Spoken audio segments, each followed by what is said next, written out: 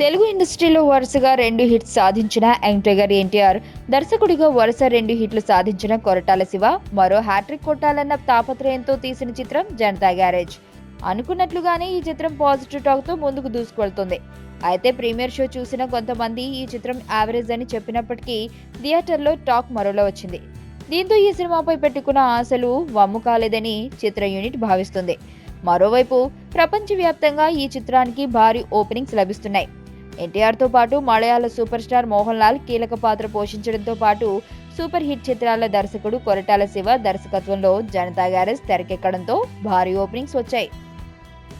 NTR fans ఊహించిన స్థాయిలో cinema లేకపోయినప్పటికీ పూర్తిగా నిరాశపరిచే చిత్రం కాకపోవడంతో మొదటి రోజు మాత్రమే కాక 3 రోజుల వసూళ్లు బాగానే ఉండేలా ఉన్నాయి.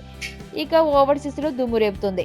ఒక్క ప్రీమియర్ షోలతోనే $500,000కు పైగా వసూలు చేసి ఎన్టీఆర్ చిత్రాల్లో భారీ ఓపెనింగ్ సాధించిన నెంబర్ 1 చిత్రంగా ఓవరాల్ గా తెలుగు చిత్రాల్లో నెంబర్ 3గా నిలిచింది జనతా గ్యారేజ్.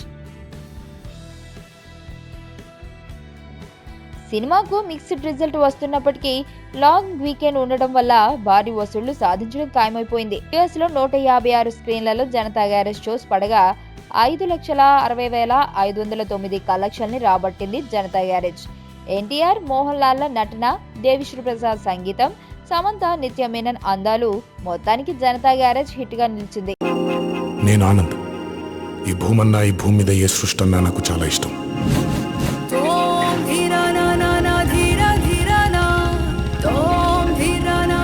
చెట్లు, మొక్కలు, గాలి, నీరు, వాటిని కాపాడుకోవటమే నా పని కూడా. It's a joggers park.